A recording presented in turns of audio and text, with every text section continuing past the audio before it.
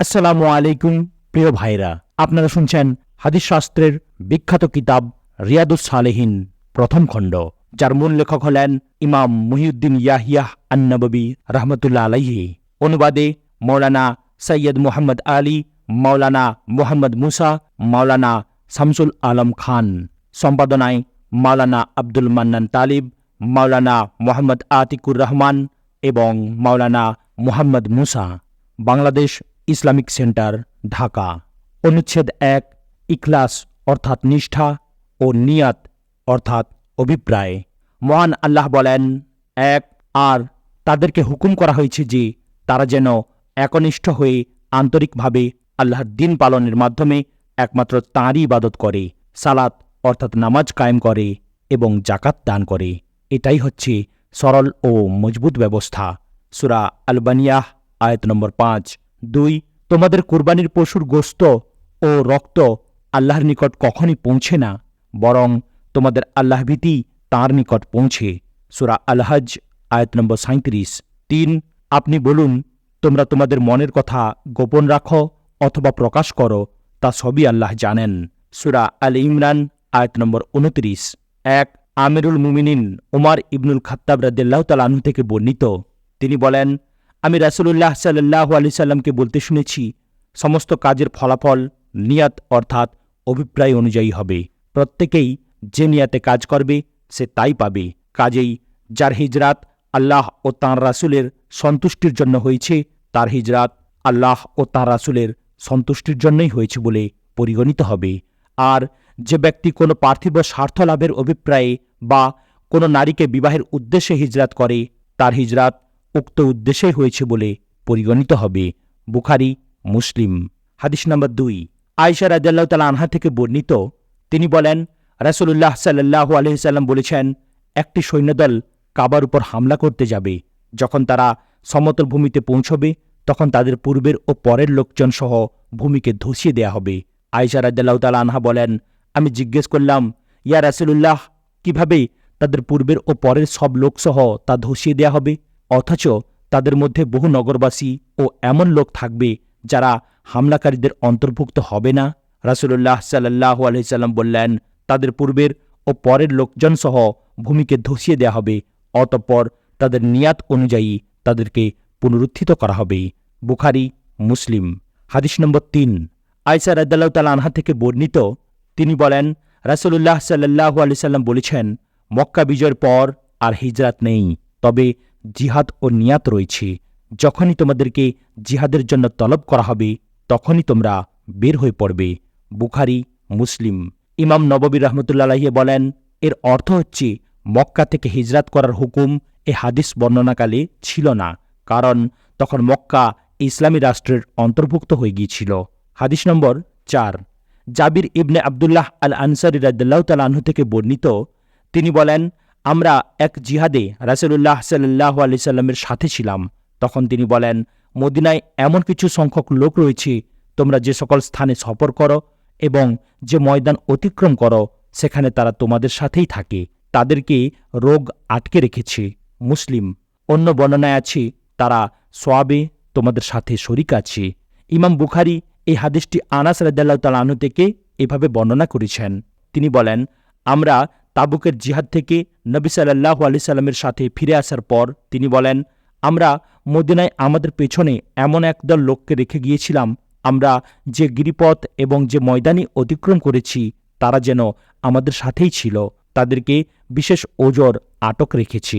হাদিস নম্বর ৫, আবু ইয়াজিদ মান ইবনে ইয়াজিদ ইবনে আখনাস রাদিয়াল্লাহু তাআলা আনহু থেকে বর্ণিত, তিনি, তার পিতা ও তার দাদা তিনজনই সাহাবী ছিলেন। তিনি বলেন, আমার পিতা ইয়াজিদ রাদিয়াল্লাহু তাআলা আনহু কিছু দিনার অর্থাৎ স্বর্ণমুদ্রা সাদাকা করার জন্য বের করলেন। তিনি মসজিদে এক লোকের কাছে তা রেখে গেলেন। আমি গিয়ে তা নিয়ে এলে আমার পিতা বলেন, আল্লাহর কসম, আমি তোমাকে দেয়ার ইচ্ছা করিনি। আমি তখন বিষয়টা রাসূলুল্লাহ সাল্লাল্লাহু আলাইহি সাল্লামের নিকট পেশ করলাম।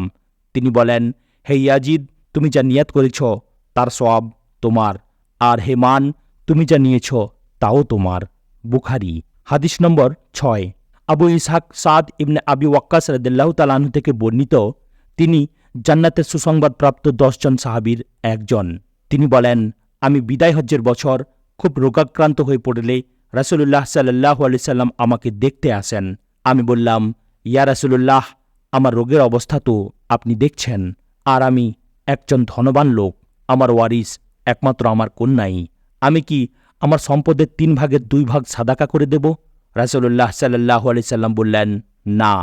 আমি আবার বললাম, ইয়া রাসূলুল্লাহ, তাহলে অর্ধেক? তিনি বললেন, না। আমি বললাম, ইয়া রাসূলুল্লাহ, তাহলে 3 ভাগের 1 ভাগ দান করে দিই? তিনি বলেন, 3 ভাগের 1 ভাগই দান করো, আর এটা অনেক বেশি অথবা অনেক বড়। তোমার ওয়ারিসগণকে মানুষের নিকট হাত পাতার মতো নিঃসম্বল অবস্থায় না রেখে তাদেরকে ধনবান রেখে যাওয়াই উত্তম। তুমি আল্লাহর সন্তোষ লাভের জন্য যাই ব্যয় করো না কেন, এমনকি তোমার স্ত্রীর মুখে যা তুলে দেবে তারও প্রতিদান তোমাকে নিশ্চয়ই দেয়া হবে। আবু ইসহাক রাদিয়াল্লাহু তাআলা আনহু বলেন, আমি বললাম, ইয়া রাসূলুল্লাহ সাল্লাল্লাহু আলাইহি সাল্লাম, আমি কি আমার সঙ্গীগণের পেছনে হিজরাতের পর মক্কায় রয়ে যাব? তিনি বলেন, তুমি থেকে গিয়ে আল্লাহর সন্তোষ লাভের জন্য যে কাজই করো না কেন, তাতে তোমার মর্যাদা ও সম্মান অবশ্যই বৃদ্ধি পাবে। খুব সম্ভব তুমি থেকে যাবে, তখন অনেকে তোমার দ্বারা উপকৃত হবে, আবার অনেকে তোমার দ্বারা ক্ষতিগ্রস্ত হবে। হে আল্লাহ, আমার সাথীদের হিজরত পছন্দ করো এবং তাদেরকে পেছনে ফিরিয়ে দিও না। তবে সাদ ইবনে খাওলা কিন্তু সত্যিই কৃপার পাত্র। মক্কায় তার মৃত্যুতে রাসূলুল্লাহ সাল্লাল্লাহু আলাইহি সাল্লাম সমবেদনা প্রকাশ করেন। বুখারী, মুসলিম। হাদিস নম্বর 7। আবু হুরায়রা রাদিয়াল্লাহু তাআলা আনহু থেকে বর্ণিত, তিনি বলেন, রাসূলুল্লাহ সাল্লাল্লাহু আলাইহি সাল্লাম বলেছেন, আল্লাহ তোমাদের শরীর ও চেহারার প্রতি ভ্রুক্ষেপ করেন না, বরং তোমাদের মনের ও কর্মের দিকে দৃষ্টিপাত করেন। মুসলিম। হাদিস নম্বর 8। আবু মুসা আল আশআরী রাদিয়াল্লাহু তাআলা আনহু থেকে বর্ণিত, তিনি বলেন, রাসূলুল্লাহ সাল্লাল্লাহু আলাইহি সাল্লামকে জিজ্ঞাসা করা হলো, কোন ব্যক্তি বীরত্ব প্রদর্শনের জন্য লড়াই করে, আর কেউ আত্মসম্মান ও বংশগত মর্যাদার জন্য লড়াই করে, আবার কোন লোক প্রদর্শন ইচ্ছায় লড়াই করে, এদের মধ্যে কে আল্লাহর পথে লড়াই করে? রাসূলুল্লাহ সাল্লাল্লাহু আলাইহি সাল্লাম বলেন, যে ব্যক্তি শুধু আল্লাহর কালেমা সমুন্নত করার জন্য লড়াই করে, সেই আল্লাহর পথে। বুখারী, মুসলিম। হাদিস নম্বর 9। আবু বকর নুফাই ইবনুল হারিস আস-সাকাফি রাদিয়াল্লাহু তাআলা আনহু থেকে বর্ণিত, নবী সাল্লাল্লাহু আলাইহি সাল্লাম বলেন, দুজন মুসলিম তাদের নিজ নিজ তরবারি নিয়ে পরস্পর সংঘর্ষে লিপ্ত হলে হত্যাকারী ও নিহত ব্যক্তি উভয়ই জাহান্নামী। আবু বকর রাদিয়াল্লাহু তাআলা আনহু জিজ্ঞাসা করলেন, ইয়া রাসূলুল্লাহ, এ তো হত্যাকারী, নিহত ব্যক্তির কি হল যে সেও জাহান্নামী? রাসূলুল্লাহ সাল্লাল্লাহু আলাইহি সাল্লাম বলেন, সেও তার প্রতিপক্ষকে হত্যা করার আকাঙ্ক্ষী ছিল। বুখারী, মুসলিম। হাদিস নম্বর 10। আবু হুরায়রা রাদিয়াল্লাহু তাআলা আনহু থেকে বর্ণিত, তিনি বলেন, রাসূলুল্লাহ সাল্লাল্লাহু আলাইহি সাল্লাম বলেছেন, কোন ব্যক্তির জামায়াতে নামাজ পড়ার সওয়াব তার বাজারে ও ঘরের নামাজ অপেক্ষা 20 গুণেরও বেশি। কারণ কোন ব্যক্তি যখন ভালোভাবে উজু করে শুধু নামাজের উদ্দেশ্যেই মসজিদে আসে এবং নামাজ ছাড়া অন্য কিছু তাকে উদ্বুদ্ধ করে না, সে মসজিদে প্রবেশ করা পর্যন্ত তার প্রতি পদক্ষেপে তার 1 ধাপ মর্যাদা বর্ধিত হয় এবং তার 1টি করে গুনাহ মাফ হয়ে যায়। সে যখন মসজিদে প্রবেশ করে তখন হতে তাকে নামাজের মধ্যে গণ্য করা হয়, যতক্ষণ পর্যন্ত নামাজ তাকে আটকে রাখে। তোমাদের কেউ যতক্ষণ নামাজের জায়গায় অবস্থান করে এবং মসজিদে কাউকে কষ্ট না দেয় ও উজু ভঙ্গ না করে, ততক্ষণ পর্যন্ত ফেরেশতাগণ তার জন্য এই বলে দোয়া করতে থাকেন, হে আল্লাহ, তার প্রতি দয়া করো, হে আল্লাহ, তাকে মাফ করো, হে আল্লাহ, তার তাওবা কবুল করো। বুখারী, মুসলিম। হাদিস নম্বর 11। আব্দুল্লাহ ইবনুল আব্বাস রাদিয়াল্লাহু তাআলা আনহু থেকে বর্ণিত, রাসূলুল্লাহ সাল্লাল্লাহু আলাইহি ওয়াসাল্লাম তাঁর মহান ও পরাক্রমশালী প্রতিপালকের বরাতে বর্ণনা করতে গিয়ে বলেন, আল্লাহ সৎ কাজ ও অসৎ কাজ নির্দিষ্ট করে দিয়েছেন, তারপর তা সুস্পষ্টভাবে বর্ণনা করেছেন। অতএব কোন ব্যক্তি কোন সৎ কাজের সংকল্প করে, তা না করলেও তাকে আল্লাহ তাআলা একটি পূর্ণ নেকি দান করেন। আর যদি সে উক্ত কাজ করে, তবে আল্লাহ 10 থেকে 700 পর্যন্ত, এমনকি তার চেয়েও বেশি সওয়াব তাকে দান করেন। আর কেউ যদি কোনো অসৎ কাজের সংকল্প করে তা না করলে, আল্লাহ তার বিনিময়ে তাকে একটি পূর্ণ সওয়াব দান করেন। আর সে সেই অসৎ কাজটি করলে আল্লাহ তার কারণে তার একটিমাত্র গুনাহ লেখেন। বুখারী, মুসলিম।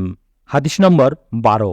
আব্দুল্লাহ ইবনে উমর রাদিয়াল্লাহু তাআলা আনহু থেকে বর্ণিত, তিনি বলেন, আমি রাসূলুল্লাহ সাল্লাল্লাহু আলাইহি সাল্লামকে বলতে শুনেছি, তোমাদের পূর্বকালের 3 জন লোক কোথাও চলার পথে রাত কাটাবার উদ্দেশ্যে এক পর্বত গুহায় আশ্রয় নিল। তারা সেখানে প্রবেশ করার পর একখানা পাথর খসে পড়ে তাদের গুহার মুখ বন্ধ করে দেয়।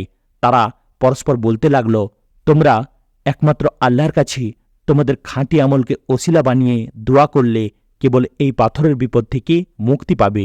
তাদের একজন বলল, হে আল্লাহ, আমার পিতামাতা ছিলেন অত্যধিক বৃদ্ধ।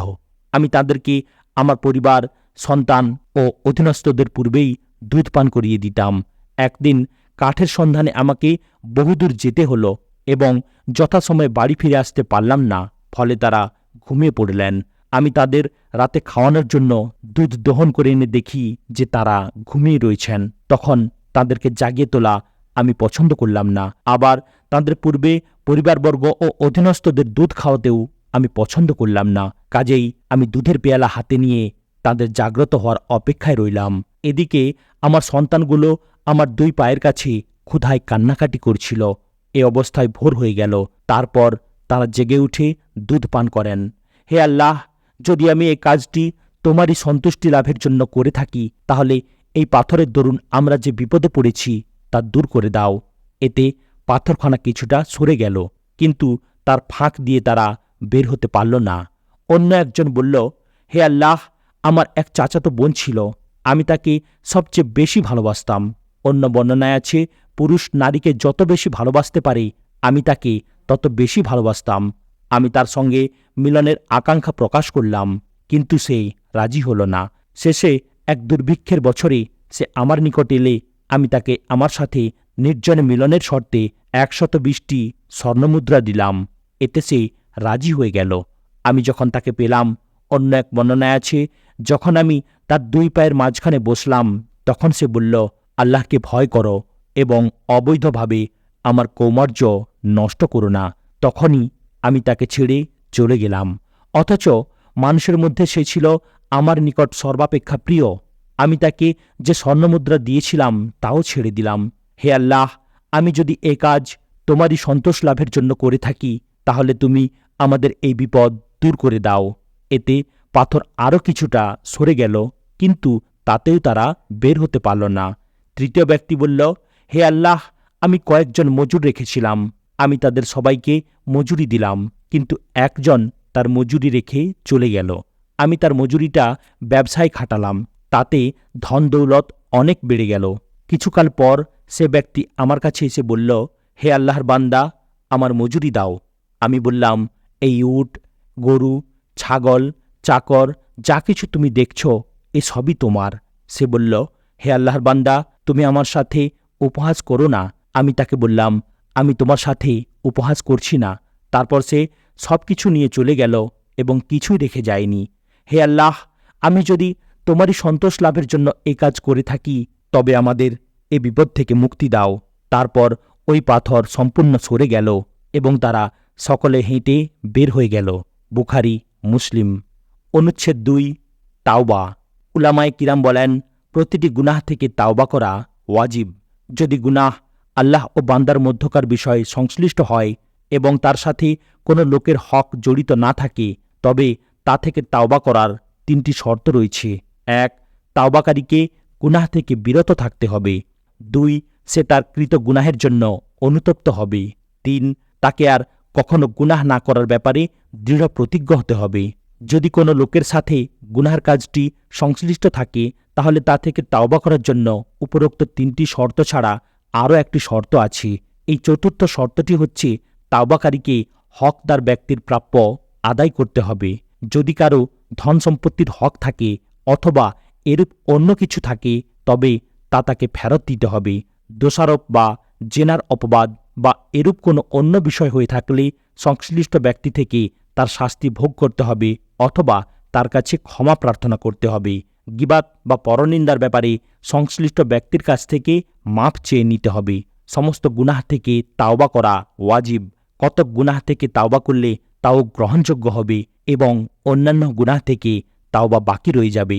কুরআন, সুন্নাহ ও উম্মতের ইজমার মাধ্যমে তাওবা করা ওয়াজিব প্রমাণিত হয়েছে। মহান আল্লাহ বলেন, হে মুমিনগণ, তোমরা সকলে আল্লাহর নিকট তাওবা করো, তাহলে তোমরা কল্যাণপ্রাপ্ত হবে। সূরা আন-নূর আয়াত নম্বর 31। তোমরা নিজ প্রভুর নিকট গুনাহ মাফ চাও, তারপর তার নিকট তাওবা করো। সূরা হুদ আয়াত নম্বর 3। হে মুমিনগণ, তোমরা আল্লাহর নিকট খাঁটি তাওবা অর্থাৎ তাওবা নাসুহা করো। সূরা আত-তাহরিম আয়াত নম্বর 8। হাদিস নম্বর 13। আবু হুরায়রা রাদিয়াল্লাহু তাআলা আনহু থেকে বর্ণিত, তিনি বলেন, আমি রাসূলুল্লাহ সাল্লাল্লাহু আলাইহি সাল্লামকে বলতে শুনেছি, আল্লাহর শপথ, আমি একদিনে 70 বারের অধিক তওবা করি এবং আল্লাহর নিকট ক্ষমা প্রার্থনা করি। হাদিস নম্বর 14।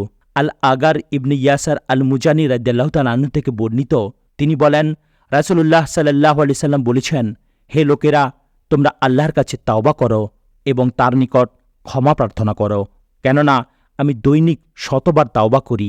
মুসলিম। হাদিস নম্বর 15। রাসূলুল্লাহ সাল্লাল্লাহু আলাইহি সাল্লামের খাদেম আবু হামজা আনাস ইবনে মালিক রাদিয়াল্লাহু তাআলা আনহু থেকে বর্ণিত, তিনি বলেন, রাসূলুল্লাহ সাল্লাল্লাহু আলাইহি সাল্লাম বলেছেন, আল্লাহ তার বান্দার তাওবায় তোমাদের ওই ব্যক্তির চেয়েও বেশি আনন্দিত হন, যার উট মরুভূমিতে হারিয়ে যাওয়ার পর তা ফিরে পেল। বুখারী, মুসলিম। ইমাম মুসলিমের অপর বর্ণনায় আছে, আল্লাহ তার বান্দার তাওবায় তোমাদের ওই ব্যক্তির চেয়েও বেশি আনন্দিত হন, যার খাদ্য ও পানীয় সহ তার উট মরুভূমিতে হারিয়ে গেল। সে নিরাশ হয়ে এক গাছের ছায়ায় শুয়ে পড়ল। এহেন নিরাশ অবস্থায় হঠাৎ তার নিকট সেই উটটিকে দাঁড়ানো অবস্থায় দেখতে পেয়ে সে তার লাগাম ধরে ফেলল এবং আনন্দের আতিশয্যে বলে উঠল, হে আল্লাহ, তুমি আমার বান্দা, আমি তোমার প্রভু। সে আনন্দের আতিশয্যেই ভুল করে ফেলেছে। হাদিস নম্বর 16।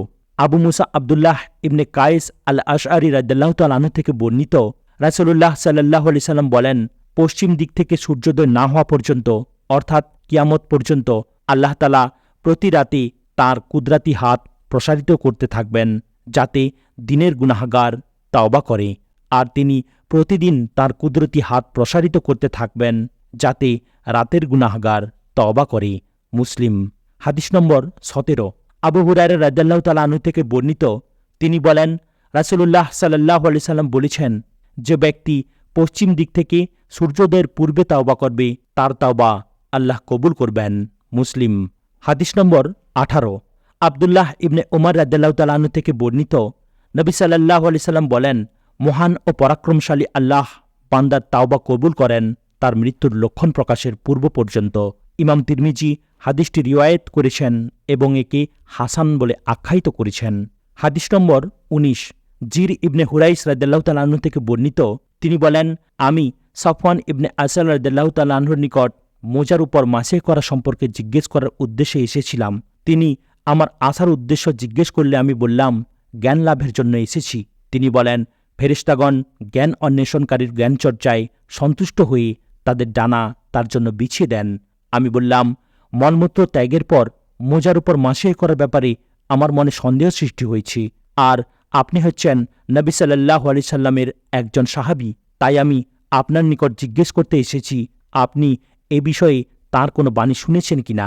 তিনি বলেন, হ্যাঁ, যখন আমরা সফরে থাকতাম তখন রাসূলুল্লাহ সাল্লাল্লাহু আলাইহি সাল্লাম আমাদের 3 দিন 3 রাত পর্যন্ত জানাবাত অর্থাৎ গোসল ফরজ হয় যে অপবিত্র অবস্থায় ছাড়া অজুর সময় পা ধোয়ার জন্য পা থেকে মোজা না খুলতে আদেশ করেছেন। তবে মলমূত্র ত্যাগ ও নিদ্রার পর অজু করতে গিয়ে মোজা খুলতে হবে না, অর্থাৎ পা ধুতে হবে না, মাসিহ করলেই চলবে। আমি বললাম, ভালোবাসা সম্পর্কে রাসূলুল্লাহ সাল্লাল্লাহু আলাইহি সাল্লামকে কিছু বলতে শুনেছেন কি? তিনি বলেন, হ্যাঁ, আমরা রাসূলুল্লাহ সাল্লাল্লাহু আলাইহি সাল্লামের সাথে এক সফরে ছিলাম। আমরা তার নিকট থাকাকালীন হঠাৎ এক বেদুইন উচ্চস্বরে হে মুহাম্মদ বলে তাকে ডাক দিল। রাসূলুল্লাহ সাল্লাল্লাহু আলাইহি সাল্লামও তার মতো জোরে আওয়াজ দিয়ে বলল, বসো। আমি তাকে বললাম, আহ, তোমার আওয়াজ নিচু করো, কারণ তুমি নবী সাল্লাল্লাহু আলাইহি সাল্লামের কাছে রয়েছ এবং তোমাকে এরূপ করতে নিষেধ করা হয়েছে। লোকটি বলল, আমি আমার আওয়াজ নিচু করব না। তারপর সে জিজ্ঞেস করল, এক ব্যক্তি কোনো সম্প্রদায়কে ভালোবাসে অথচ সে এখনও তাদের সাথে মিলেনি, এ ব্যাপারে আপনার মন্তব্য কি? নবী সাল্লাল্লাহু আলাইহি সাল্লাম বললেন, যে যাকে ভালোবাসে সে তারই সাথে কিয়ামতের দিন থাকবে। এভাবে তিনি কথা বলতে বলতে শেষে পশ্চিম দিকের একটি দরজার কথা বলেন, যার প্রস্থের দূরত্ব পায়ে হেঁটে অথবা কোনো যানবাহনে গেলে 40 অথবা 70 বছর। সুফিয়ান নামে একজন হাদিস বর্ণনাকারী বলেন, যেদিন আল্লাহ তাআলা আকাশ ও পৃথিবী তৈরি করেছেন সেই থেকে সিরিয়ার দিকে এই দরজা তাওবার জন্য খোলা রেখেছেন। পশ্চিম দিক থেকে সূর্যোদয় না হওয়া পর্যন্ত এই দরজা বন্ধ করা হবে না। ইমাম তিরমিজি প্রমুখ এ হাদিস বর্ণনা করেছেন এবং তিনি একে হাসান ও সহি হাদিস বলে আখ্যায়িত করেছেন। হাদিস নম্বর 20। আবু সাঈদ সাদ ইবনে মালিক ইবনে সিয়ান আল খুদরি রাদিয়াল্লাহু তাআলা আনহু থেকে বর্ণিত, নবী সাল্লাল্লাহু আলাইহি সাল্লাম বলেন, তোমাদের পূর্ববর্তীকালে একজন লোক 99 জন মানুষকে হত্যা করার পর দুনিয়ার সর্বশ্রেষ্ঠ আলিমের সন্ধান করল। তাকে একজন সংসার থেকে খ্রিস্টান দরবেশের সন্ধান দেয়া হলো। সে তার নিকট গিয়ে বলল যে সে 99 জনকে হত্যা করেছে, এখন তার জন্য তাওবার কোনো সুযোগ আছে কি? দরবেশ বলল, নেই। লোকটি দরবেশকে হত্যা করে 100 সংখ্যা পূর্ণ করল। তারপর আবার সে দুনিয়ার সর্বশ্রেষ্ঠ আলিমের সন্ধান করায় তাকে এক আলিমের সন্ধান দেয়া হলো। সে তার নিকট গিয়ে বলল যে সে 100 লোককে হত্যা করেছে, এখন তার জন্য তাওবার কোনো সুযোগ আছে কি? আলিম বললেন, হ্যাঁ, তাওবার সুযোগ আছে। আর তাওবার অন্তরায় কে হতে পারে? তুমি অমুক জায়গায় চলে যাও, সেখানে কিছু সংখ্যক লোক আল্লাহর ইবাদত করছে, তুমিও তাদের সাথে ইবাদত করো, আর তোমার দেশে ফিরে যেও না, কারণ ওটা খারাপ জায়গা। লোকটি নির্দেশিত জায়গার দিকে চলতে থাকল। অর্ধেক পথ গেলে তার মৃত্যুর সময় এসে পড়ল। তখন রহমতের ফেরেশতা ও আজবের ফেরেশতার মধ্যে মতবিরোধ দেখা দিল। রহমতের ফেরেশতারা বলেন, এ লোকটি তাওবা করে আল্লাহর দিকে ফিরে এসেছে, কিন্তু আজবের ফেরেশতারা বলেন, লোকটি কখনো কোনো ভালো কাজ করেনি। এমন সময় আরেক ফেরেশতা মানুষের রূপ ধরে তাদের নিকট এলেন। তারা তাকে এ বিষয়ে তাদের মধ্যে সালিস মেনে নিলেন। সালিস বলেন, তোমরা উভয় দিকের জায়গার দূরত্ব মেপে দেখো, যে দিকটি নিকটতর হবে সেটিরই সে অন্তর্ভুক্ত। কাজেই জায়গা পরিমাপের পর যে দিকের উদ্দেশ্যে সে এসেছিল তাকে সে দিকটির নিকটবর্তী পাওয়া গেল। ফলে রহমতের ফেরেশতাগণ লোকটির প্রাণ নিলেন। বুখারী, মুসলিম। বুখারীর অপর বর্ণনায় বলা হয়েছে, ওই ব্যক্তি সৎ লোকদের জনবস্তির দিকে 1 বিঘত বেশি নিকটবর্তী হয়েছিল, কাজেই তাকে তাদের অন্তর্ভুক্ত করা হয়। বুখারীর অপর বর্ণনায় আছে, আল্লাহ তাআলা এক দিকের জমিকে দূরে সরে যেতে এবং অন্য দিকের জমিকে নিকটে আসতে বলে ফেরেশতাদেরকে জমি মাপার হুকুম দিয়েছিলেন। কাজেই তারা সৎ লোকদের জমির দিকে লোকটিকে আধ হাত বেশি নিকটবর্তী দেখতে পেল, তাই তাকে ক্ষমা করে দেয়া হলো। অন্য বর্ণনায় আছে, সে নিজের বুক ঘষে অসৎ লোকদের জমি থেকে দূরে সরে গেল। হাদিস নম্বর 21। কাব ইবনে মালিক রাদিয়াল্লাহু তাআলা আনহুর পুত্র আব্দুল্লাহ রাদিয়াল্লাহু তাআলা আনহু থেকে বর্ণিত, কাব ইবনে মালিক রাদিয়াল্লাহু তাআলা আনহু অন্ধ হয়ে যাওয়ার পর তার পুত্রদের মধ্যে আব্দুল্লাহ তার পরিচালক ছিলেন। আব্দুল্লাহ বলেন, তাবুকের জিহাদে রাসূলুল্লাহ সাল্লাল্লাহু আলাইহি সাল্লামের সাথে না গিয়ে পেছনে রয়ে যাওয়ার ব্যাপারে আমি কাব ইবনে মালিক রাদিয়াল্লাহু তাআলা আনহুর বক্তব্য শুনেছি। কাব বলেন, তাবুকের জিহাদ ছাড়া আমি কোনো জিহাদে রাসূলুল্লাহ সাল্লাল্লাহু আলাইহি সাল্লাম থেকে আলাদা ছিলাম না, তবে বদরের জিহাদ থেকেও আমি দূরে রয়ে গিয়েছিলাম। কিন্তু এই জিহাদে যারা শরিক হননি তাদের কাউকে শাস্তি দেয়া হয়নি। তখন রাসূলুল্লাহ সাল্লাল্লাহু আলাইহি সাল্লাম ও মুসলিমগণ কুরাইশদের ব্যবসায়ী কাফেলার ধন সম্পদ ছিনিয়ে নেবার উদ্দেশ্যে রওনা হয়েছিলেন। অবশেষে আল্লাহ তাআলা বাধ্যত অসময়ে মুসলমানদেরকে তাদের দুশমনদের সাথে সংঘর্ষের সম্মুখীন করে দিলেন। আমরা আকাবার রাতে যখন ইসলামের উপর কায়েম থাকার দৃঢ় প্রতিজ্ঞা করেছিলাম, তখন আমি রাসূলুল্লাহ সাল্লাল্লাহু আলাইহি সাল্লামের সাথে ছিলাম। যদিও বদরের জিহাদ মানুষের মধ্যে বেশি স্মরণীয়, তবুও আমি আকাবায় উপস্থিতির বদলে বদরের উপস্থিতিকে অধিক প্রিয় মনে করি না। তাবুকের জিহাদে আমার রাসূলুল্লাহ সাল্লাল্লাহু আলাইহি সাল্লামের সাথে না যাওয়ার বিবরণ এই যে, এই জিহাদের সময় আমি যতটা শক্তিশালী ও ধনবান ছিলাম এতটা আর কোনো সময় ছিল না। আল্লাহর শপথ, এই জিহাদের সময় আমার 2টি উট ছিল, কিন্তু এর পূর্বে আমার 2টি উট ছিল না। রাসূলুল্লাহ সাল্লাল্লাহু আলাইহি সাল্লাম কোথাও জিহাদে যাওয়ার ইচ্ছা করলে সরাসরি না বলে ইঙ্গিতবহ শব্দ দ্বারা অন্যভাবে তা প্রকাশ করতেন। রাসূলুল্লাহ সাল্লাল্লাহু আলাইহি সাল্লাম অত্যধিক গরমের সময় তাবুকের জিহাদে যান। সফর ছিল অনেক দূরের, অঞ্চল ছিল খাদ্য ও পানিহীন, আর শত্রু সৈন্যের সংখ্যাও ছিল বেশি। তাই তিনি মুসলিমদের কাছে এই জিহাদের কথা খুলে বলে দিলেন, যাতে সবাই জিহাদের জন্য ঠিকমতো প্রস্তুত হতে পারেন। তিনি তাদেরকে তার ইচ্ছা জানিয়ে দিলেন। বহু মুসলিম মুজাহিদ এ জিহাদে রাসূলুল্লাহ সাল্লাল্লাহু আলাইহি সাল্লামের সাথে ছিলেন। সে সময়ে তাদের নাম তালিকাভুক্ত করার জন্য কোনো রেজিস্ট্রি বই ছিল না। কাব রাদিয়াল্লাহু তাআলা আনহু বলেন, যে লোক জিহাদে যোগদান না করে আত্মগোপন করতে চাইত, সে অবশ্যই মনে করত যে যতক্ষণ পর্যন্ত তার সম্পর্কে ওহী নাজিল না হবে ততক্ষণ তার ভূমিকা গোপন থাকবে। রাসূলুল্লাহ সাল্লাল্লাহু আলাইহি সাল্লাম যখন এ জিহাদে যান তখন গাছে ফল পেকে গিয়েছিল এবং গাছপালার ছায়াও আরামদায়ক হয়ে উঠেছিল। আমি এসবের প্রতি আকৃষ্ট ছিলাম।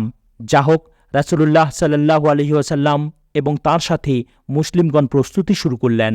আমিও তার সাথে যাওয়ার জন্য প্রস্তুতির উদ্দেশ্যে সকালবেলা যেতাম বটে, কিন্তু কোনো কিছু না করেই ফিরে আসতাম এবং মনে মনে ভাবতাম যে আমি ইচ্ছা করলেই এই কাজ করতে পারব। এভাবে গড়িমসি করতে করতে অনেক দিন চলে গেল। এমনকি লোকেরা সফরের জোর প্রস্তুতি নিয়ে ফেলল। তারপর রাসূলুল্লাহ সাল্লাল্লাহু আলাইহি ওয়াসাল্লাম মুসলিম মুজাহিদদের নিয়ে রওয়ানা হলেন, কিন্তু আমি কোনো প্রস্তুতিই নিলাম না। কিছুকাল আমার এই গড়িমসি চলতে থাকল। ওদিকে মুজাহিদগণ দ্রুত অগ্রসর হয়ে গিয়েছিলেন এবং জিহাদও সন্নিকটে। আমি তখন লক্ষ্য করলাম যে রওয়ানা হয়ে যাওয়ার পর আমি যখন লোকদের মধ্যে চলাফেরা করতাম, তখন যাদেরকে মুনাফিক বলা হতো এবং যাদেরকে আল্লাহ অক্ষম ও দুর্বল বলে গণ্য করেছিলেন, সেই রকমের লোক ছাড়া আর কাউকে আমার মতো ভূমিকায় দেখতে পেতাম না। এ অবস্থা আমাকে দুশ্চিন্তায় ফেলে দিত। তাবুকে পৌঁছা পর্যন্ত রাসূলুল্লাহ সাল্লাল্লাহু আলাইহি সাল্লাম আমার কথা স্মরণ করেননি। তাবুকে তিনি লোকজনের মধ্যে বসা অবস্থায় জিজ্ঞেস করলেন, কাব ইবনে মালিক কি করল? বনু সালেমার একজন বলেন, ইয়া রাসূলুল্লাহ, তাকে তার চাদরের ও শরীরের দুই পার্শ্বদেশ দর্শন আটকে রেখেছি। মুয়াজ ইবনে জাবাল রাদিয়াল্লাহু তাআলা আনহু বলেন, তুমি যা বললে তা খারাপ কথা। আল্লাহর শপথ, ইয়া রাসূলুল্লাহ, আমরা তো তার ব্যাপারে ভালো ছাড়া আর কিছু জানি না। রাসূলুল্লাহ সাল্লাল্লাহু আলাইহি সাল্লাম চুপ করে রইলেন। এমন অবস্থায় তিনি সাদা পোশাক পরিহিত একজন লোককে মরুভূমির মরীচিকার মধ্য দিয়ে আসতে দেখে বলেন, তুমি আবু খাইসামা? দেখা গেল তিনি সত্যিই আবু খাইসামা আনসারী রাদিয়াল্লাহু তাআলা আনহু। আর আবু খাইসামা হচ্ছেন সেই ব্যক্তি মুনাফিকরা যাকে টিটকিরি দিয়েছিল, তিনি একশা খেজুর দান করেছিলেন বটে। কাব রাদিয়াল্লাহু তাআলা আনহু বলেন, যখন তাবুক থেকে রাসূলুল্লাহ সাল্লাল্লাহু আলাইহি সাল্লামের ফিরে আসার খবর পেলাম, তখন আমার খুব দুশ্চিন্তা হলো। তাই মিথ্যা ওজর ভাবতে লাগলাম। মনে মনে বলতে লাগলাম, কিভাবে তার অসন্তোষ থেকে বাঁচতে পারি। আমার পরিবারবর্গের বুদ্ধিমান লোকদের নিকট সাহায্য চাইলাম। তারপর যখন রাসূলুল্লাহ সাল্লাল্লাহু আলাইহি সাল্লাম ফিরে আসছেন বলে খবর পাওয়া গেল, তখন মিথ্যা বলার ইচ্ছা দূর হয়ে গেল। এমনকি কোনো কিছু দ্বারা মুক্তি পাব না বলে বুঝতে পারলাম। তাই সত্য কথা বলার দৃঢ় প্রতিজ্ঞা করলাম। রাসূলুল্লাহ সাল্লাল্লাহু আলাইহি সাল্লাম ফিরে এলেন, আর তিনি সফর থেকে ফিরে এসে প্রথমে মসজিদে গিয়ে 2 রাকাত নামাজ আদায় করতেন। তারপর লোকজনের সামনে বসতেন। এই নিয়ম অনুযায়ী তিনি যখন বসলেন, তখন যারা এ জিহাদে যোগদান করেনি তারা শপথ করে ওজর পেশ করতে লাগল। এরূপ লোক ছিল 80 জনের বেশি। রাসূলুল্লাহ সাল্লাল্লাহু আলাইহি সাল্লাম তাদের প্রকাশ্য বক্তব্য গ্রহণ করলেন, তাদের বাইয়াত গ্রহণ করলেন এবং তাদের গুনাহের জন্য আল্লাহর কাছে ক্ষমা প্রার্থনা করে তাদের গোপন অবস্থা আল্লাহর নিকট সোপর্দ করলেন। অবশেষে আমি হাজির হয়ে যখন সালাম দিলাম, তিনি রাগের হাসি হাসলেন। তারপর কাছে ডাকলেন। আমি তার সামনে গিয়ে বসে পড়লাম। তিনি আমাকে জিজ্ঞেস করলেন, তুমি কেন পিছনে রয়ে গেলে? তুমি তোমার বাহন কিনেছিলে না? কাব রাদিয়াল্লাহু তাআলা আনহু বলেন, আমি বললাম, হে আল্লাহর রাসূল, আমি যদি আপনি ছাড়া অন্য কোনো দুনিয়াদার লোকের সামনে বসতাম, তাহলে কোনো ওজর দ্বারা তার অসন্তোষ থেকে বাঁচবার পথ দেখতে পেতাম। যুক্তি প্রদর্শনের যোগ্যতা আমার আছে। আল্লাহর শপথ, আমি জানি যদিও আজ আমি আপনার নিকট মিথ্যা কথা বললে তাতে আপনি আমার প্রতি সন্তুষ্ট হবেন, কিন্তু আল্লাহ আপনাকে আমার প্রতি অতি শীঘ্রই অসন্তুষ্ট করে দেবেন। আর সত্য কথা বলায় আপনি আমার প্রতি অসন্তুষ্ট হলেও আমি আল্লাহর নিকট ভালো পরিণতির আশা করি। আল্লাহর শপথ, আমার কোনো ওজর ছিল না। আল্লাহর শপথ, এ জিহাদে আপনার সাথে না গিয়ে পেছনে রয়ে যাওয়ার সময় আমি যতটা শক্তিমান ও অর্থশালী ছিলাম, অতটা অন্য কোনো সময় ছিলাম না। রাসূলুল্লাহ সাল্লাল্লাহু আলাইহি ওয়াসাল্লাম বললেন, সে সত্য কথাই বলেছে। আচ্ছা, উঠে যাও, তোমার ব্যাপারে আল্লাহ কোনো ফায়সালা করা পর্যন্ত দেখা যাক। বনি সালেমার কয়েকজন লোক আমার পেছনে পেছনে এসে আমাকে বলতে লাগল, আল্লাহর শপথ, ইতিপূর্বে তুমি কোনো অপরাধ করেছ বলে আমরা জানি না। তুমি কি অন্য লোকদের মতো রাসূলুল্লাহ সাল্লাল্লাহু আলাইহি সাল্লামের নিকট ওজর পেশ করতে পারলে না? তোমার গুনাহের জন্য আল্লাহর নিকট রাসূলুল্লাহ সাল্লাল্লাহু আলাইহি সাল্লামের ক্ষমা প্রার্থনাই তো যথেষ্ট হয়ে যেত।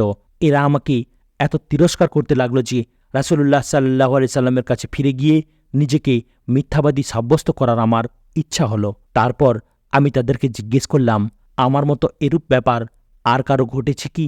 তারা বলল, হ্যাঁ, আরও দুজনের ব্যাপারও তোমার মতোই ঘটেছে। তুমি যা বলেছ তারাও সেই রকমই বলেছে, আর তোমাকে যা বলা হয়েছে তাদেরকেও তাই বলা হয়েছে। কাব রাদিয়াল্লাহু তাআলা আনহু বলেন, আমি জিজ্ঞেস করলাম, সে দুজন কে কে?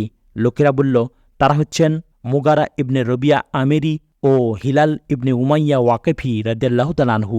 কাব রাদিয়াল্লাহু তাআলা আনহু বলেন, লোকেরা আমাকে যে দুজন লোকের নাম বলল তারা ছিলেন খুবই সৎ ও আদর্শ পুরুষ এবং বদরের জিহাদে তারা যোগদান করেছিলেন। কাব বলেন, লোকেরা উক্ত দুজনের খবর দিলে আমি আমার পূর্বের নীতির উপর অবিচল রইলাম। যারা পেছনে রয়ে গিয়েছিল তাদের মধ্যে থেকে আমাদের তিনজনের সাথে লোকদেরকে কথা বলতে রাসূলুল্লাহ সাল্লাল্লাহু আলাইহি সাল্লাম নিষেধ করে দিলেন। কাজেই সব লোক আমাদের নিকট থেকে দূরে থাকতে লাগল, অথবা তারা আমাদের জন্য পরিবর্তিত হয়ে গেল। এমনকি আমার জন্য দুনিয়া একেবারে অপরিচিত হয়ে গেল। পরিচিত দেশ আমার জন্য অপরিচিত হয়ে গেল। এভাবে আমরা 50 দিন পর্যন্ত থাকলাম। আমার দুজন সাথী ঘরের মধ্যে আবদ্ধ হয়ে পড়লেন এবং তারা ঘরে বসে বসে কাঁদতে থাকলেন। আমি নওজোয়ান ও শক্তিশালী ছিলাম, তাই আমি বাইরে বের হয়ে মুসলিমদের সাথে নামাজ পড়তাম এবং বাজারে চলাফেরা করতাম, কিন্তু কেউ আমার সাথে কথা বলতো না।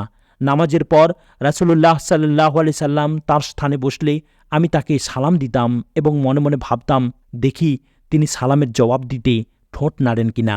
তারপর আমি তার নিকটবর্তী স্থানে নামাজ পড়তাম এবং চুপে চুপে দেখতাম তিনি আমার দিকে তাকান কিনা। আমি যখন নামাজে মশগুল হতাম তখন তিনি আমার দিকে তাকাতেন, আবার আমি যখন তার দিকে তাকাতাম তখন তিনি আমার দিক থেকে মুখ ফিরিয়ে নিতেন। তখন আমি একদিন আবু কাতাদা রাদিয়াল্লাহু তাআলা আনহুর বাগানের দেওয়াল টপকে তাকে সালাম দিলাম। আল্লাহর শপথ, সে আমার সালামের জবাব দিল না, অথচ সে ছিল আমার চাচাতো ভাই ও প্রিয়তম বন্ধু। আমি তাকে বললাম, আবু কাতাদা, আমি তোমাকে আল্লাহর শপথ দিয়ে জিজ্ঞেস করছি, তুমি কি জানো না যে আমি আল্লাহ ও তার রাসূলকে ভালোবাসি? সে চুপ রইল। আমি আবার তাকে শপথ করে জিজ্ঞেস করলাম, সে চুপ করে থাকল। আমি আবার শপথ করলে সে বলল, আল্লাহ ও তার রাসূলই ভালো জানেন। এ কথায় আমার দু চোখ ফেটে পানি বের হয়ে এলো। আমি দেওয়াল পার হয়ে ফিরে এলাম। এরপর আমি একদিন মদিনার বাজারে ঘুরছিলাম। এমন সময় মদিনায় খাদ্যদ্রব্য বিক্রয় করার জন্য আগত এক সিরিয়াবাসী কৃষক আমাকে খুঁজতে লাগল। লোকেরা তাকে আমার দিকে ইঙ্গিত করতে লাগল। সে আমার কাছে এসে আমাকে গাসসান বাদশাহের একটি পত্র দিল। আমি পত্রটি পড়লাম। তাতে লেখা ছিল, আমরা জানতে পারলাম তোমার সাথী রাসূলুল্লাহ সাল্লাল্লাহু আলাইহি সাল্লাম তোমার উপর জুলুম করেছে। আল্লাহ তোমাকে লাঞ্ছনা ও বঞ্চনার স্থানে থাকবার জন্য সৃষ্টি করেননি। তুমি আমাদের সাথে মিলে যাও, আমরা তোমাকে সাহায্য করব। পত্র পড়ে আমি বললাম, এটাও আমার জন্য পরীক্ষা। আমি পত্রটি চুলায় নিক্ষেপ করে পুড়িয়ে ফেললাম। এভাবে 50 দিনের 40 দিন চলে গেল, আর কোনো ওহীও নাজিল হল না। হঠাৎ একদিন রাসূলুল্লাহ সাল্লাল্লাহু আলাইহি সাল্লামের এক সংবাদদাতা এসে আমাকে জানান, রাসূলুল্লাহ সাল্লাল্লাহু আলাইহি ওয়াসাল্লাম আমাকে আমার স্ত্রী থেকে পৃথক থাকার নির্দেশ দিয়েছেন। আমি বললাম, আমি কি তাকে তালাক দেব অথবা অন্য কিছু করব? সংবাদদাতা বলেন, না, তুমি তার থেকে পৃথক থাকবে, তার সাথে থাকবে না। আমার জন্য আমার অন্য দুজন সাথীকেও উক্তরূপ খবর দেয়া হয়েছে। আমি স্ত্রীকে বললাম, তুমি তোমার বাপের বাড়ি চলে যাও এবং আল্লাহ যতক্ষণ পর্যন্ত এ ব্যাপারে কোনো ফয়সালা না করেন ততক্ষণ পর্যন্ত তুমি তাদের কাছেই থাকো। হিলাল ইবনে উমাইয়ার স্ত্রী রাসূলুল্লাহ সাল্লাল্লাহু আলাইহি সাল্লামের কাছে এসে আরজ করলেন, হে আল্লাহর রাসূল, হিলাল ইবনে উমাইয়া খুবই বুড়ো মানুষ, তার কোনো খাদেম নেই। আমি তার খিদমত করলে আপনি কি অপছন্দ করবেন? তিনি বললেন, না, তবে সে যেন তোমার সাথে সহবাস না করে। উমাইয়ার স্ত্রী বলেন, আল্লাহর শপথ, এ ব্যাপারে তার কোনো শক্তিই নেই। আল্লাহর শপথ, এই দিন পর্যন্ত তার ব্যাপারে যা কিছু হচ্ছে তাতে সে সর্বদা কাঁদছে। কাব বলেন, আমার পরিবারের কেউ আমাকে বলল, তুমি রাসূলুল্লাহ সাল্লাল্লাহু আলাইহি সাল্লামের নিকট থেকে তোমার স্ত্রীর খিদমত নেয়ার ব্যাপারে অনুমতি নিতে পারতি। তিনি তো হিলাল ইবনে উমাইয়ার খিদমত করার জন্য তার স্ত্রীকে অনুমতি দিয়েছেন। আমি বললাম, আমি রাসূলুল্লাহ সাল্লাল্লাহু আলাইহি সাল্লামের কাছে এ ব্যাপারে অনুমতি চাইব না। না জানি এ সম্পর্কে রাসূলুল্লাহ সাল্লাল্লাহু আলাইহি সাল্লামের কাছে অনুমতি চাইলে তিনি কি বলেন। আর আমি হচ্ছি একজন নওজোয়ান। এভাবে আরও 10 দিন কাটালাম। আমাদের সাথে কথা বলা নিষিদ্ধ ঘোষণার পর থেকে পূর্ণ 50 দিন গত হল। তারপর আমি আমার এক ঘরের ছাদে 50তম দিনের ভোরে ফজরের নামাজ আদায় করে এমন অবস্থায় বসেছিলাম যে অবস্থার প্রেক্ষিতে আল্লাহ আল কুরআনে আমাদের সম্পর্কে বলেছেন, আমার মন ছোট হয়ে গেছি এবং পৃথিবী প্রশস্ত হওয়া সত্ত্বেও আমার জন্য সংকীর্ণ হয়ে গেছি। আমি এ অবস্থায় বসে আছি। এমন সময় সালআ পাহাড়ের উপর থেকে একজন লোককে, যিনি ছিলেন আবু বকর আস সিদ্দিক, তাকে চিৎকার করতে শুনলাম। তিনি উচ্চস্বরে বলছিলেন, হে কাব, তুমি সুসংবাদ গ্রহণ করো। আমি এ কথা শুনে সিজদায় পড়ে গেলাম এবং বুঝতে পারলাম যে মুক্তির বার্তা এসেছে। আল্লাহ যে আমাদের তাওবা কবুল করেছেন এ খবর রাসূলুল্লাহ সাল্লাল্লাহু আলাইহি ওয়াসাল্লাম ফজরের নামাজ শেষে সমস্ত লোককে জানিয়ে দিলেন। এতে লোকেরা আমাদের সুখবর দিতে এলো। কতিপয় লোক আমার 2 জন সাথীকে সুখবর দিতে গেল। আর একজন লোক দৌড়ে গিয়ে পাহাড়ের উপর উঠল। ঘোড়ার চেয়ে শব্দের গতি ছিল বেশি দ্রুতগামী। যিনি আমাকে সুখবর দিচ্ছিলেন তার আওয়াজ আমি যখন শুনতে পেলাম, তখন আমি তার সুখবর দেওয়ার জন্য আনন্দের আতিশয্যে নিজের কাপড় দুখানা খুলে তাকে পরিয়ে দিলাম। আল্লাহর শপথ, সেদিন ওই দুখানা কাপড় ছাড়া আর কোনো কাপড় আমার ছিল না। আমি অপর দুখানা কাপড় ধার করে নিলাম এবং তা পরে রাসূলুল্লাহ সাল্লাল্লাহু আলাইহি সাল্লামের উদ্দেশ্যে রওনা হলাম। লোকেরা দলে দলে আমার সাথে দেখা করে আমার তাওবা কবুলের জন্য আমাকে অভিনন্দন জ্ঞাপন করতে লাগল। তারা আমাকে বলতে লাগল, আল্লাহ তোমার তাওবা কবুল করায় তোমার প্রতি অভিনন্দন। অবশেষে আমি মসজিদে প্রবেশ করলাম। রাসূলুল্লাহ সাল্লাল্লাহু আলাইহি সাল্লাম বসা ছিলেন আর লোকেরা তার চারপাশে ছিল। তালহা ইবনে উবাইদুল্লাহ রাদিয়াল্লাহু তাআলা আনহু দ্রুত বেগে উঠে এসে সাদরে আমার সাথে মুসাফাহা করে আমাকে অভিনন্দন জানান। আল্লাহর শপথ, তালহা রাদিয়াল্লাহু তাআলা আনহু ছাড়া আর কোনো মুহাজির উঠেননি। কাব রাদিয়াল্লাহু তাআলা আনহু তালহা রাদিয়াল্লাহু তাআলা আনহুর এই ব্যবহার ভুলেননি। কাব রাদিয়াল্লাহু তাআলা আনহু বলেন, আমি যখন রাসূলুল্লাহ সাল্লাল্লাহু আলাইহি ওয়াসাল্লামকে সালাম দিলাম, তখন তার চেহারা আনন্দে জ্যোতির্ময় হয়ে গিয়েছিল। তিনি বলেন, তোমার জন্মদিন থেকে নিয়ে এ পর্যন্ত সবচেয়ে উত্তম দিনের সুসংবাদ গ্রহণ করো। আমি বললাম, এ খবর কি আপনার পক্ষ থেকে না আল্লাহর পক্ষ থেকে ইয়া রাসূলুল্লাহ? তিনি বলেন, না, বরং মহান আল্লাহর পক্ষ থেকে। আর রাসূলুল্লাহ সাল্লাল্লাহু আলাইহি সাল্লাম যখন আনন্দিত হতেন, তার চেহারা উজ্জ্বল হয়ে যেত এবং মনে হতো যেন এক টুকরো চাঁদ। আমরা তা বুঝতে পারতাম। তারপর আমি তার সামনে বসে বললাম, হে আল্লাহর রাসূল, আমার তাওবা কবুল হওয়ায় আমার মাল আল্লাহ ও তার রাসূলের জন্য সাদাকা করে দিতে চাই। রাসূলুল্লাহ সাল্লাল্লাহু আলাইহি ওয়াসাল্লাম বলেন, কতক মাল রেখে দাও, সেটাই তোমার পক্ষে ভালো। আমি বললাম, তাহলে আমার খাইবারের মালের অংশটা রেখে দিলাম। আমি আরও বললাম, হে আল্লাহর রাসূল, আল্লাহ আমাকে সত্য কথা বলার জন্য মুক্তি দিয়েছেন। কাজেই আমার তাওবার এটাও দাবি যে আমি বাকি জীবনে সত্য কথাই বলে যাব।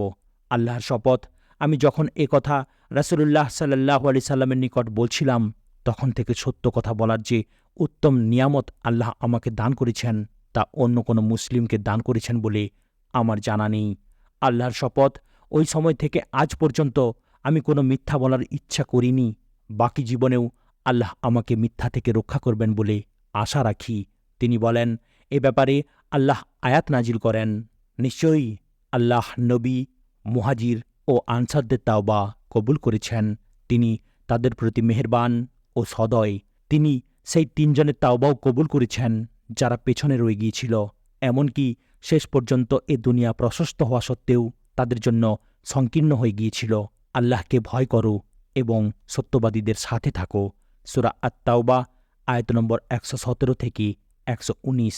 কাব রাদিয়াল্লাহু তাআলা আনহু বলেন, আল্লাহর শপথ, যখন থেকে আল্লাহ আমাকে ইসলাম গ্রহণের তাওফিক দিয়েছেন, তখন থেকে এ পর্যন্ত রাসূলুল্লাহ সাল্লাল্লাহু আলাইহি ওয়াসাল্লামের নিকট সত্য কথা বলাই আমার জন্য আল্লাহর সবচেয়ে বড় নিয়ামত। যদি আমি তার নিকট মিথ্যা বলতাম, তাহলে অন্যান্য মিথ্যাবাদীদের ন্যায় আমি ধ্বংস হয়ে যেতাম। যারা মিথ্যা ওজর পেশ করেছিল, তাদের সম্পর্কে আল্লাহ যখন ওহী নাজিল করেন, তখন এতটা তীব্র ভাষায় তাদের নিন্দা করেন, যা ইতিপূর্বে অন্য কারো ব্যাপারে করেননি। আল্লাহ বলেন, তোমরা যখন তাদের নিকট ফিরে যাবে তখন তারা তোমাদের সামনে আল্লাহর শপথ করে ওজর পেশ করবে, যাতে তোমরা তাদের বিরুদ্ধে কোনো ব্যবস্থা গ্রহণ না করো। যাক, তাদেরকে ছেড়েই দাও, তারা অপবিত্র, আর তাদের স্থান হবে জাহান্নাম। এটা হচ্ছে তাদের কৃতকর্মের ফল। তারা তোমাদেরকে সন্তুষ্ট করার জন্য তোমাদের নিকট শপথ করে মিথ্যা ওজর পেশ করবে। তোমরা তাতে তাদের প্রতি সন্তুষ্ট হলেও আল্লাহ কিছুতেই এরূপ ফাসিক লোকদের প্রতি সন্তুষ্ট হন না। সূরা আত-তাওবা আয়াত নম্বর 95 এবং 96। কাব রাদিয়াল্লাহু তাআলা আনহু বলেন, যারা রাসূলুল্লাহ সাল্লাল্লাহু আলাইহি সাল্লামের নিকট শপথ করে মিথ্যা ওজর পেশ করেছিল, তিনি তাদের ওজর কবুল করে তাদের বাইয়াত নিয়েছিলেন এবং তাদের গুনাহ মাফের দোয়াও করেছিলেন, আর আমাদের তিনজনের ব্যাপারে সিদ্ধান্ত গ্রহণ পিছিয়ে দিলেন। শেষ পর্যন্ত আল্লাহ এ ব্যাপারে মীমাংসা করে দিলেন। আল্লাহ যে বলেছেন, আর যে তিনজন পেছনে রয়ে গিয়েছিল, তার অর্থ জিহাদ থেকে আমাদের পেছনে থাকা নয়, বরং তার অর্থ এই যে আমাদের ব্যাপারটা ওইসব লোকের পরে রাখা হয়েছিল যারা শপথ করে মিথ্যা ওজর পেশ করেছিল এবং রাসূলুল্লাহ সাল্লাল্লাহু আলাইহি সাল্লাম তা কবুল করেছিলেন। ইমাম বুখারী ও ইমাম মুসলিম এ হাদিস রিওয়ায়াত করেছেন। অন্য এক বর্ণনায় আছে, নবী সাল্লাল্লাহু আলাইহি ওয়াসাল্লাম বৃহস্পতিবার তাবুকের যুদ্ধে রওয়ানা হন, আর তিনি বৃহস্পতিবার সফরে বের হওয়া পছন্দ করতেন। অন্য এক রিওয়ায়াতে বলা আছে, তিনি দিনের বেলা দুপুরের পূর্বে ছাড়া সফর থেকে ফিরতেন না, আর সফর থেকে ফিরেই তিনি প্রথমে মসজিদে যেতেন। সেখানে তিনি 2 রাকাত নামাজ পড়তেন, তারপর বসতেন। হাদিস নম্বর 22। ইমরান ইবনে হুসাইন আল খুজাই রাদিয়াল্লাহু তাআলা আনহু থেকে বর্ণিত, জুহাইনা গোত্রের এক মহিলা জিনার ফলে গর্ভবতী হয়ে রাসূলুল্লাহ সাল্লাল্লাহু আলাইহি সাল্লামের কাছে এসে বলল, হে আল্লাহর রাসূল, আমি জিনার অপরাধ করেছি, আমাকে এর শাস্তি দিন। রাসূলুল্লাহ সাল্লাল্লাহু আলাইহি সাল্লাম তার অভিভাবককে ডেকে বলেন, এর সাথে সদ্ব্যবহার করবে, সন্তান প্রসব করার পর তাকে আমার নিকট নিয়ে আসবে। এ লোকটি তাই করল। অতঃপর রাসূলুল্লাহ সাল্লাল্লাহু আলাইহি ওয়াসাল্লাম তাকে জিনার শাস্তির হুকুম দিলেন। তার শরীরের কাপড় ভালো করে বেঁধে দেয়া হলো এবং হুকুম অনুযায়ী তাকে পাথর মেরে হত্যা করা হলো। রাসূলুল্লাহ সাল্লাল্লাহু আলাইহি সাল্লাম তার জানাজার নামাজ পড়লেন। উমর রাদিয়াল্লাহু তাআলা আনহু তাকে বলেন, হে আল্লাহর রাসূল, এ তো জিনা করেছি, তবুও আপনি এর জানাজার নামাজ পড়ছেন? রাসূলুল্লাহ সাল্লাল্লাহু আলাইহি ওয়াসাল্লাম বলেন, সে এমন তাওবা করেছি যা 70 জন মদিনাবাসীর মধ্যে ভাগ করে দিলেও তা তাদের জন্য যথেষ্ট হয়ে যেত। যে মহিলা তার নিজের প্রাণকে আল্লাহর জন্য স্বেচ্ছায় উৎসর্গ করে দেয়, তার এরূপ তওবার চেয়ে ভালো কোনো কাজ তোমার কাছে আছে কি? মুসলিম। হাদিস নম্বর 23। ইবনুল আব্বাস রাদিয়াল্লাহু তাআলা আনহু থেকে বর্ণিত, রাসূলুল্লাহ সাল্লাল্লাহু আলাইহি সাল্লাম বলেন, যদি কোনো মানুষের এক উপত্যকা ভর্তি সোনা থাকে, তবে সে তার জন্য আরও 2টি উপত্যকা ভর্তি সোনা পাওয়ার আকাঙ্ক্ষা করবে। তার মুখ মাটি ছাড়া আর কিছুতেই ভরে না। আর যে ব্যক্তি তাওবা করে, আল্লাহ তার তাওবা কবুল করেন। বুখারী, মুসলিম। হাদিস নম্বর 24। আবু হুরায়রা রাদিয়াল্লাহু তাআলা আনহু থেকে বর্ণিত, রাসূলুল্লাহ সাল্লাল্লাহু আলাইহি সাল্লাম বলেন, আল্লাহ এমন 2 জন লোকের জন্য হাসবেন যাদের একজন অপরজনকে হত্যা করবে এবং উভয়ই জান্নাতে যাবে। একজন আল্লাহর রাস্তায় লড়াই করে শহীদ হবে, তারপর আল্লাহ তার হত্যাকারী তাওবা কবুল করবেন এবং সে ইসলাম গ্রহণ করে জিহাদে শহীদ হয়ে যাবে। বুখারী, মুসলিম। আজ এ পর্যন্তই। ভিডিওর পরবর্তী অংশ অর্থাৎ অনুচ্ছেদ 3, যেখানে সবর বা ধৈর্য ধারণ সম্পর্কে আলোচনা করা হয়েছে, তা শোনার জন্য চ্যানেলটিকে সাবস্ক্রাইব করুন, লাইক, কমেন্ট এবং শেয়ার করতেও ভুলবেন না। আসসালামু আলাইকুম ওয়া রাহমাতুল্লাহি ওয়া বারাকাতুহু।